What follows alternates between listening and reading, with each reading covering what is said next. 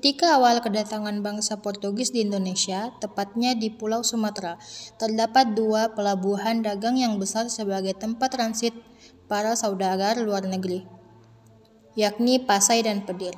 Pasai dan Pedir mulai berkembang pesat ketika kedatangan bangsa Portugis serta negara-negara Islam. Namun di samping pelabuhan Pasai dan Pedir, Tom Pires menyebutkan adanya kekuatan ketiga masih muda, yaitu Regno Dacei atau Kerajaan Aceh. Aceh berdiri sekitar abad ke-16, di mana saat itu jalur perdagangan lada yang semula melalui Laut Merah, Kairo dan Laut Tengah diganti menjadi melewati sebuah Tanjung Harapan dan Sumatera. Hal ini membawa perubahan besar bagi perdagangan Samudra Hindia, khususnya Kerajaan Aceh. Para pedagang yang rata-rata merupakan pemeluk agama Islam kini lebih suka berlayar melewati utara Sumatera dan Malaka. Selain pertumbuhan ladanya yang subur, di sini para pedagang mampu menjual nasi dagangannya dengan harga yang tinggi, terutama para saudagar dari Cina. Namun hal itu justru dimanfaatkan bangsa Portugis untuk menguasai Malaka dan sekitarnya. Dari situlah pemberontakan rakyat pribumi mulai terjadi, khususnya wilayah Aceh. Pada saat itu kerajaan Aceh yang dipimpin oleh Sultan Ali Muhayyad Shah dan Sultan Ibrahim berhasil melepaskan diri dari kekuasaan kerajaan Pedir pada tahun 1520. Dan pada tahun itu, kerajaan Aceh berhasil menguasai daerah Daya hingga berada dalam kekuasaannya. Dari situlah kerajaan Aceh mulai melakukan peperangan dan penaklukan untuk memperluas wilayahnya serta berusaha melepaskan diri dari belenggu penjajahan bangsa Portugis. Sekitar tahun 1524, kerajaan Aceh bersama pemimpinannya Sultan Ali Muhayyad Shah berhasil menaklukkan Pedir dan Samudra Pasai. Kerajaan Aceh di bawah pimpinan Sultan Ali Muhayyad Shah tersebut juga mampu mengalahkan kapal Portugis yang dipimpin oleh Simão de Souza Calvão di Bandar Aceh. Kesultanan Aceh Darussalam mulai berdiri ketika kerajaan Samudra Pasai sedang berada di ambang keruntuhan. Samudra Pasai diserang oleh kerajaan Majapahit hingga mengalami kemunduran pada sekitar abad ke-14, tepatnya pada 1360. Pada masa akhir riwayat kerajaan Islam pertama di Nusantara, itulah benih-benih Kesultanan Aceh Darussalam mulai lahir. Kesultanan Aceh Darussalam dibangun di atas puing-puing kerajaan-kerajaan Hindu dan Buddha yang pernah ada sebelumnya, seperti Kerajaan Indrapurba, Kerajaan Indrapurwa, Kerajaan Indrapatra, dan Kerajaan Indrapura atau Indrapuri. Kesultanan Aceh didirikan oleh Sultan Ali Muhayyad Shah pada tahun 1496 yang sebelumnya telah dirintis pada abad ke-15 oleh Muzaffar Shah. Pada awalnya kerajaan ini berdiri atas wilayah Kerajaan Lamuri, kemudian menundukkan dan menyatukan beberapa wilayah kerajaan sekitarnya mencangkup Daya, Pedir, Lidi, Nakur. Selanjutnya pada tahun 1524, wilayah Pasai sudah menjadi bagian dari kedaulatan Kesultanan Aceh diikuti dengan Aru. Bisa dikatakan bahwa sebenarnya kerajaan Aceh ini merupakan kelanjutan dari Samudra Pasai untuk membangkitkan dan meraih kembali kegemilangan kebudayaan Aceh yang pernah dicapai sebelumnya. Pada awalnya, wilayah kerajaan Aceh ini hanya mencakup Banda Aceh dan Aceh Besar, tetapi pada saat pemerintahan, keterangan mengenai keberadaan Kesultanan Aceh Darussalam semakin terkuak dengan ditemukannya batu nisan yang ternyata adalah makam Sultan Ali Muhayyad Shah. Di batu nisan pendiri Kesultanan Aceh Darussalam yang berada di kandang 12 Banda Aceh ini, disebutkan bahwa Sultan Ali Muhayyad Shah meninggal dunia pada 12 Zulhijjah tahun 936 Hijriah atau pada 7 Agustus 1530 dan berdasarkan penelitian batu-batu nisan yang berhasil ditemukan, yaitu dari batu nisan Sultan Firmansyah, salah seorang sultan yang pernah memerintah Kesultanan Aceh. Didapat keterangan bahwa Kesultanan Aceh beribu kota di Kutaraja. Kehidupan politik penguasa berdasarkan Bustanus Salatin 1637 Masehi karangan Naruddin Ar-Raniri yang berisi silsilah Sultan-Sultan Aceh dan berita-berita Eropa. Kerajaan Aceh telah berhasil membebaskan diri dari kerajaan Pedir, raja-raja yang pernah memerintah kerajaan Aceh. 1. Sultan Ali Munghayat Syah adalah raja kerajaan Aceh yang pertama. Ia memerintah tahun 1514 sampai 1528 Masehi. Di bawah kekuasaannya, kerajaan Aceh melakukan perluasan ke beberapa daerah yang berisi di daerah Dayak dan Pasai, bahkan melakukan serangan terhadap bangsa Portugis di Malaka dan juga menyerang kerajaan Aru. 2. Sultan Salahuddin. Wafatnya Sultan Ali Munghayat Syah, pemerintahan beralih kepada putranya yang bergelar Sultan Salahuddin. Ia memerintah tahun 1528 sampai 1537 Masehi. Selama menduduki tahta kerajaan, ia tidak memperdulikan pemerintah kerajaannya. Keadaan kerajaan mulai goyah dan mengalami kemerosotan yang tajam. Oleh karena itu, Sultan Salahuddin digantikan saudaranya yang bernama Alauddin Riyad Syah Al-Qahar.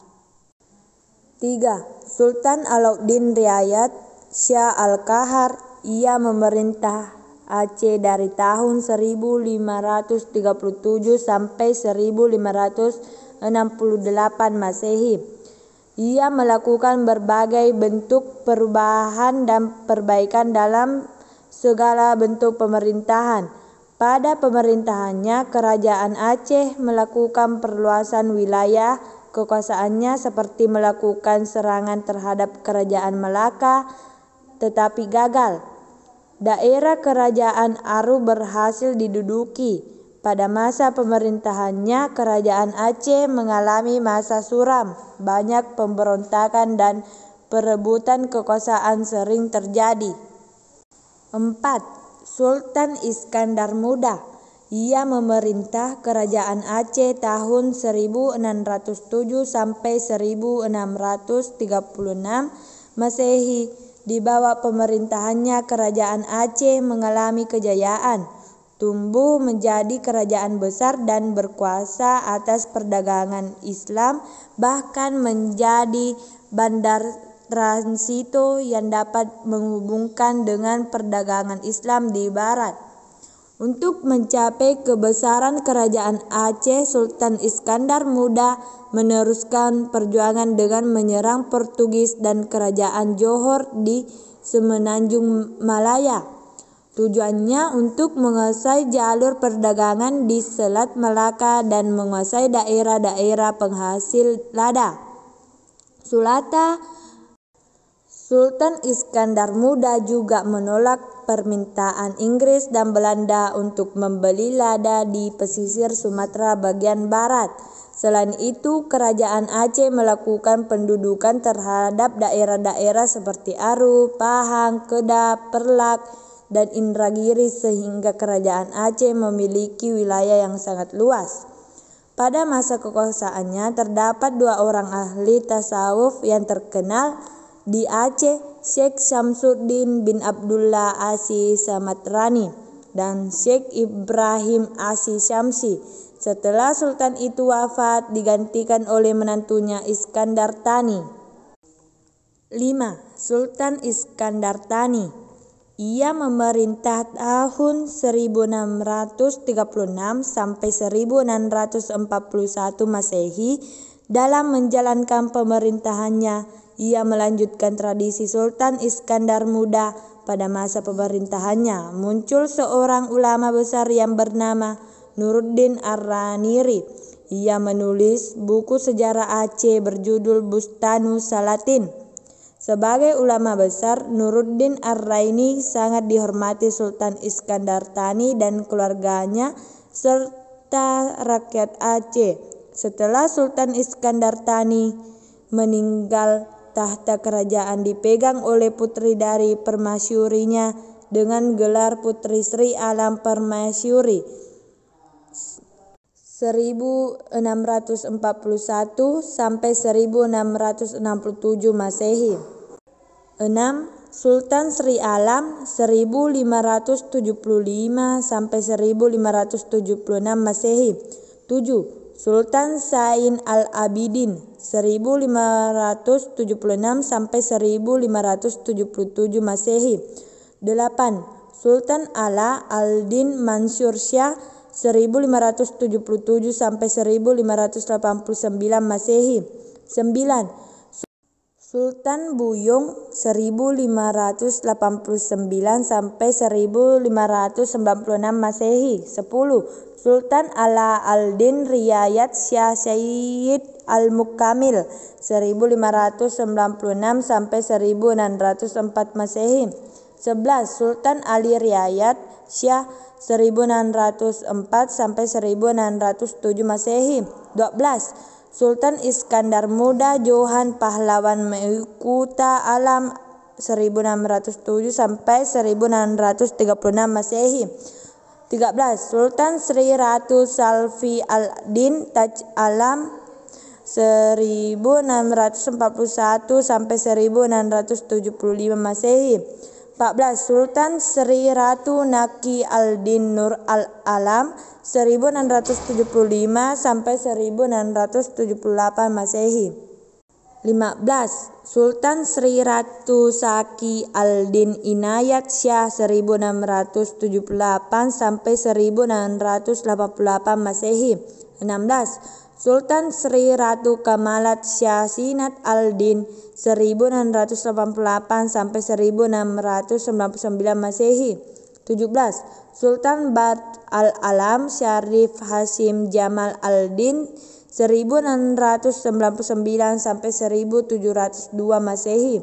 18. Sultan Perkasa Alam Syarif Lamtui 1702 sampai 1703 Masehi. 19. Sultan Jamal al-Alam Bad al-Munir 1703 sampai 1726 Masehi. 20. Sultan Jauhar al-Alam Amin al-Din 1726 Masehi. 21. Sultan Syam al-Alam 1726 sampai 1727 Masehi. 22. Sultan Ala al-Din Ahmad Syah 1727 sampai 1735 Masehi. 23. Sultan Ala al-Din Johan Syah 1735 sampai 1760 Masehi. 24. Sultan Mahmud Syah 1760 sampai 1781 Masehi. 25. Sultan Bad al-Din 1781 sampai 1785 Masehi. 26. Sultan Sulaiman Syah 1785 Masehi. 27. Alauddin Muhammad Daud Syah. 28. Sultan Ala al-Din Jauhar al-Alam 1795 sampai 1824 Masehi. 29. Sultan Syarif Syaif al-Alam 1815 sampai 1818 Masehi. 30. Sultan Muhammad Syah 1824 sampai 1838 Masehi. 31. Sultan Sulaiman Syah 1838 sampai 1857 Masehi. 32. Sultan Mansur Syah 1857 sampai 1870 Masehi. 33. Intan Mahmud Syah 1870 sampai 1874 Masehi. 34. Sultan Muhammad Daud Syah 1874 sampai 1903 Masehi. Masa kejayaan. Meskipun Sultan dianggap sebagai penguasa tertinggi, tetapi nyatanya selalu dikendalikan oleh orang kaya atau hulu balang. Hikayat Aceh menuturkan Sultan yang diturunkan paksa diantaranya Sultan Sri Alam digulingkan pada 1579 karena perangainya yang sudah melampaui batas dalam membagi-bagi harta kerajaan pada pengikutnya. Penggantinya Sultan Zainal Abidin terbunuh beberapa bulan kemudian karena kekejamannya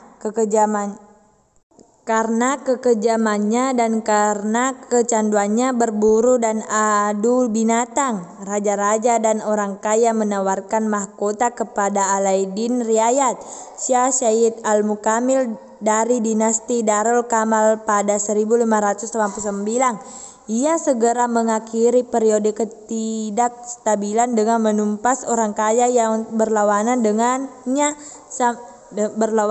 dengannya sambil memperkuat posisinya sebagai penguasa. Tunggal Kesultanan Aceh yang dampaknya dirasakan pada sultan berikutnya. Kesultanan Aceh mengalami masa ekspansi dan pengaruh terluas pada masa kepemimpinan Sultan Iskandar Muda 1607 sampai 1636 atau Sultan Meukuta Alam. Pada masa kepemimpinannya, Aceh menaklukkan Pahang yang merupakan sumber timah utama pada tahun 1629.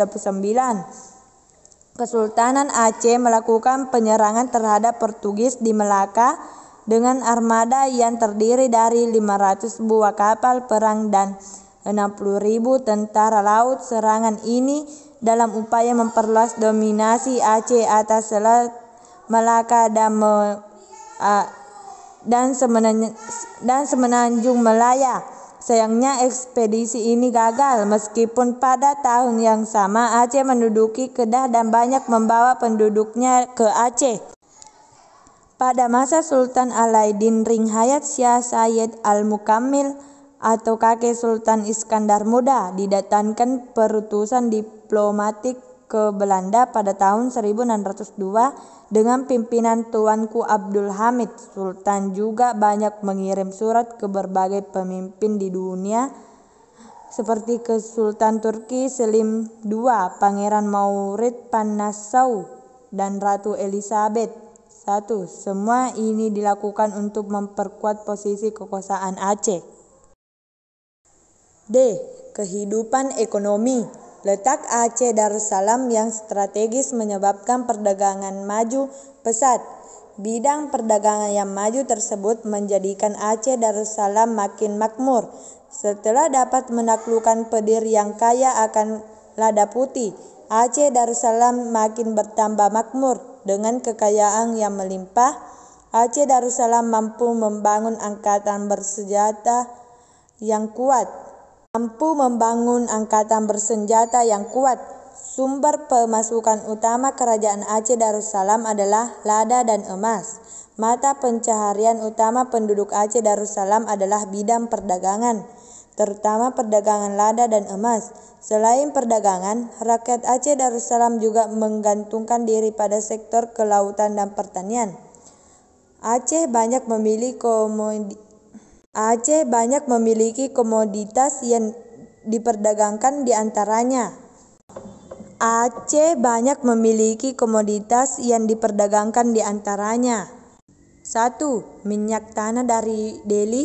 2. Belerang dari Pulau Weh dan Gunung Seulawa. 3. Kapur dari Singkil. 4. Kapur Barus dan Menyan dari Barus. 5. Emas di Pantai Barat. 6. Sutra di Banda Aceh.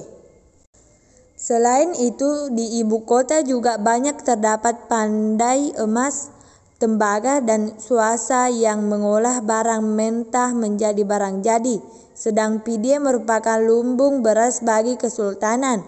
Namun di antara semua yang menjadi komoditas unggulan untuk diekspor adalah lada. Produksi terbesar terjadi pada tahun 1820.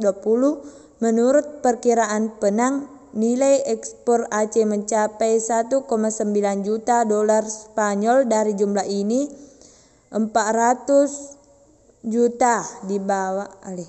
Dari jumlah ini, $400.000 dibawa ke Penang, senilai $1 juta diangkut oleh pedagang Amerika dari wilayah lada di pantai barat. Sisanya diangkut kapal dagang India, Prancis, dan Arab. Pusat lada terletak di pantai barat, yaitu Rigas, Teunum, dan Meulan. Kehidupan sosial. Meningkatnya kemakmuran telah menyebabkan perkembangan sistem feodalisme dan ajaran agama Islam di Aceh. Kaum bangsawan yang memegang kekuasaan dalam pemerintahan sipil dalam golongan Teuku, sedangkan kaum ulama yang memegang peranan penting dalam agama disebut golongan Teungku. Namun antara kedua golongan masyarakat itu sering terjadi persaingan yang kemudian melemahkan Aceh. Sejak berkuasanya kerajaan Perla pada abad ke-12 Masehi sampai ke-13 Masehi, telah terjadi permusuhan antara aliran Syiah dengan Sunnah wal Jamaah, tetapi pada masa kekuasaan Sultan Iskandar Muda, aliran Syiah memperoleh perlindungan dan perkembangan sampai di daerah kekuasaan Aceh.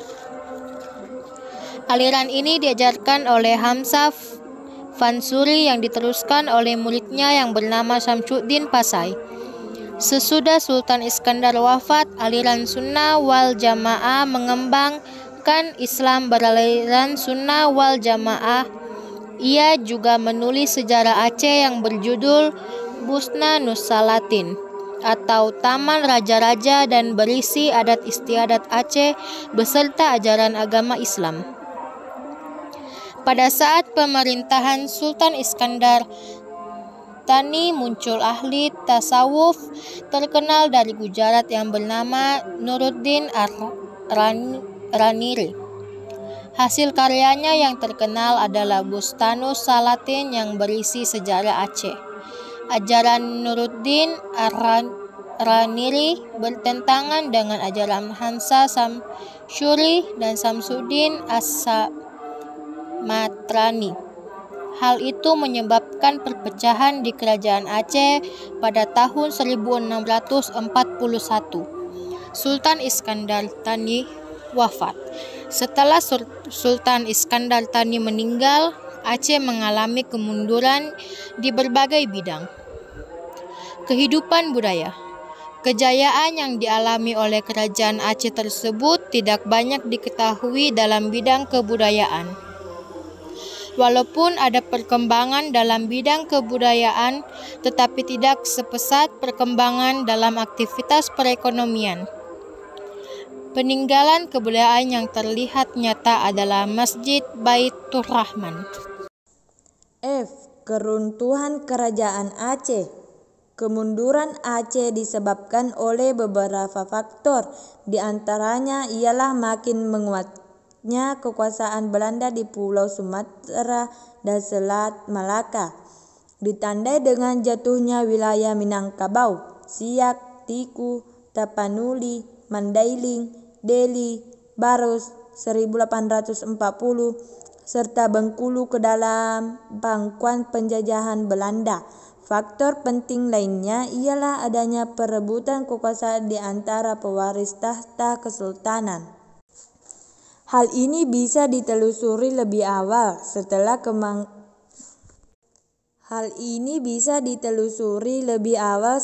kemangkatan Sultan Iskandar Tsani hingga serangkaian peristiwa nantinya, di mana para bangsawan ingin mengurangi kontrol ketat kekuasaan sultan dengan mengangkat janda Iskandar Tsani menjadi sultanah. Beberapa sumber menyebutkan bahwa ketakutan akan kembalinya Raja Tiran atau Sultan Iskandar Muda yang melatar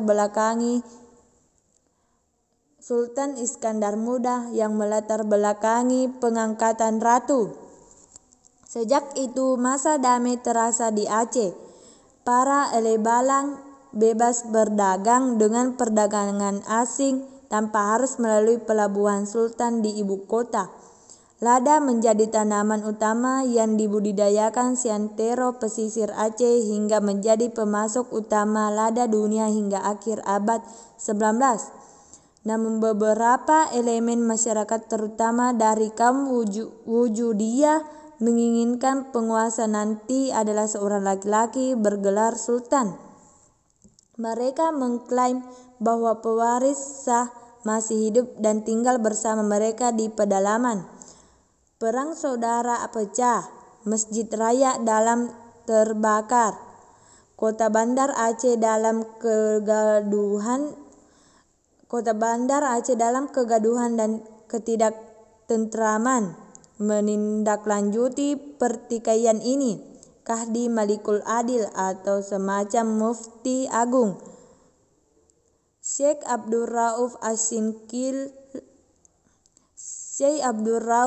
As-Singkili melakukan berbagai reformasi terutama perihal pembagian kekuasaan dengan terbentuknya 3 sagoe. Hal ini mengakibatkan kekuasaan sultan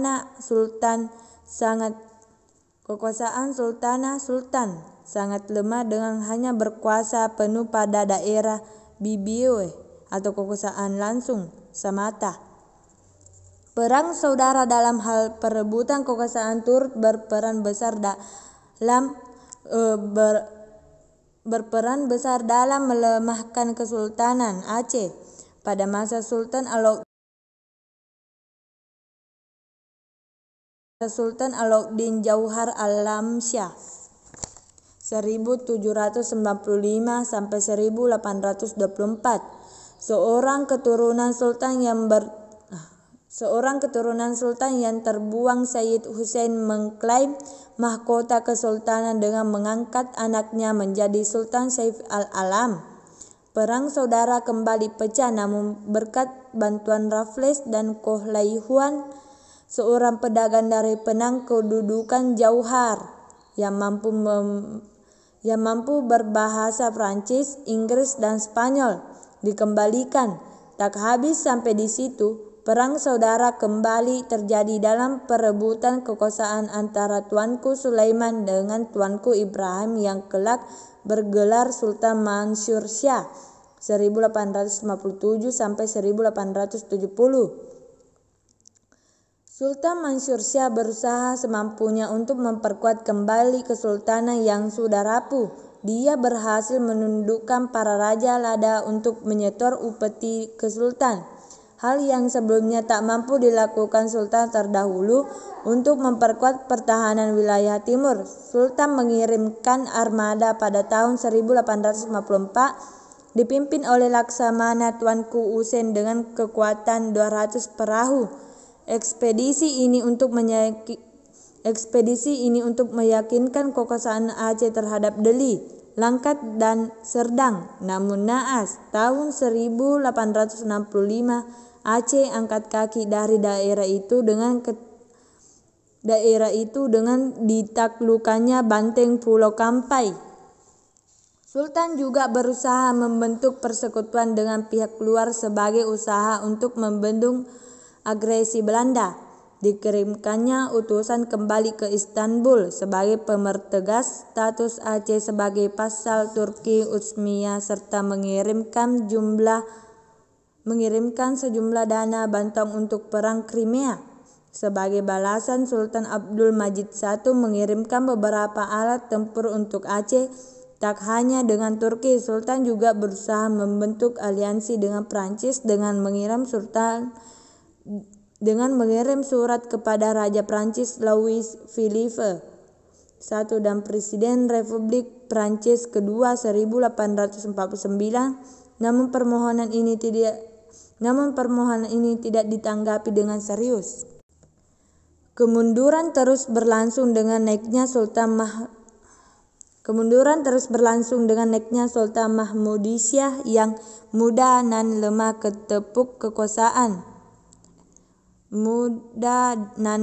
ketapuk kekuasaan. Serangkaian upaya diplomasi ke Istanbul yang dipimpin oleh Teuku Payabakun dan Habib Abdurrahman As-Sahir untuk melawan ekspansi Belanda gagal. Setelah kembali ke ibu kota, Habib bersaing dengan seorang India Teuku Panglima Maharaja Tibang Muhammad untuk menancapkan pengaruh dalam pemerintahan Aceh. Kaum moderat cenderung mendukung Habib, namun Sultan justru melindungi Panglima Tibang yang dicurigai bersekongkol dengan Belanda ketika berunding di Riau.